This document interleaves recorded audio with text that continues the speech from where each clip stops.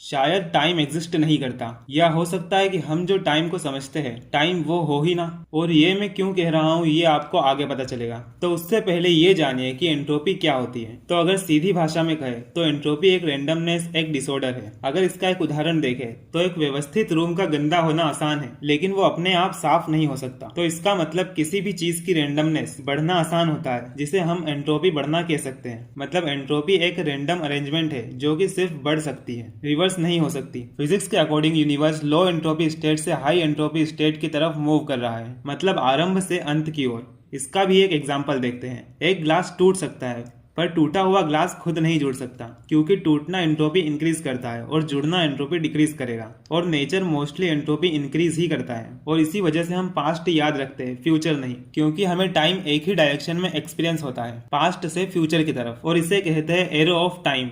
अब आप ये सोच रहे होंगे कि मैंने शुरू में तो कहा था कि शायद टाइम एग्जिस्ट नहीं करता, तो अब ये टाइम के पास डायरेक्शन कहाँ से आई। मैं बताता हूँ। दरअसल यहाँ टाइम का मतलब है चेंज। आप ही सोचो कि अगर किसी भी चीज में कोई भी चेंज ना हो तो टाइम का क्या अस्तित्व रह जाएगा, क्योंकि तब तो सब कुछ फ्रीज हो जाएगा। अब एक और एग्जाम्पल देखते हैं। एक बर्फ है क्यूब की शेप में। अब उसके मेल्ट होने पर उसके मॉलिक्यूल्स रैंडम हो जाते हैं, एंट्रोपी इंक्रीज होती है। पर मेल्टेड वाटर का खुद परफेक्टली आइस क्यूब बन जाना एक्सट्रीमली अनबिलीवेबल है। अब हम इसे थोड़ा यूनिवर्स के लेवल पर देखते हैं। वैज्ञानिकों के अनुसार बिग बैंग के टाइम यूनिवर्स लो एंट्रोपी स्टेट में था। ये बहुत मिस्टीरियस बात है, क्योंकि आमतौर पर सिस्टम हाई एंट्रोपी की तरफ जाता है। तो यूनिवर्स स्टार्ट में इतना ऑर्गेनाइज्ड क्यों था? ये अभी भी एक अनसॉल्व्ड साइंस मिस्ट्री है। बदलाव हर जगह हो रहा है, मतलब एंट्रोपी इंक्रीज हो रही है। स्टार्स में भी फ्यूल बर्न होता है, एनर्जी स्प्रेड होती है, मतलब एनर्जी जितनी स्प्रेड होती है एंट्रोपी उतनी बढ़ती है। यहाँ तक कि एक थ्योरी भी है, हीट डेथ ऑफ यूनिवर्स नाम की, जो हमारे यूनिवर्स की डेथ कैसे होगी वो बताती है। इसके अनुसार अगर एंट्रोपी कंटिन्यूसली बढ़ती रही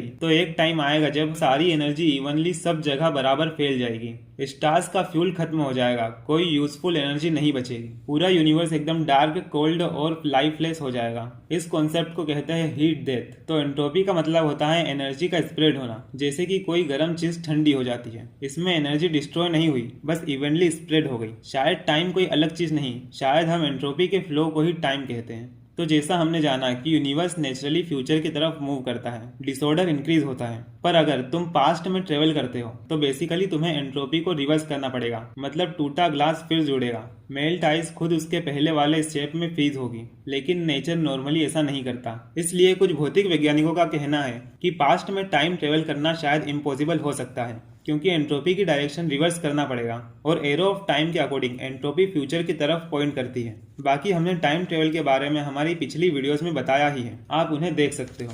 तो अगर आपको हमारी ये वीडियो पसंद आई हो तो हमारे चैनल को सब्सक्राइब और वीडियो को लाइक ज़रूर करें। धन्यवाद।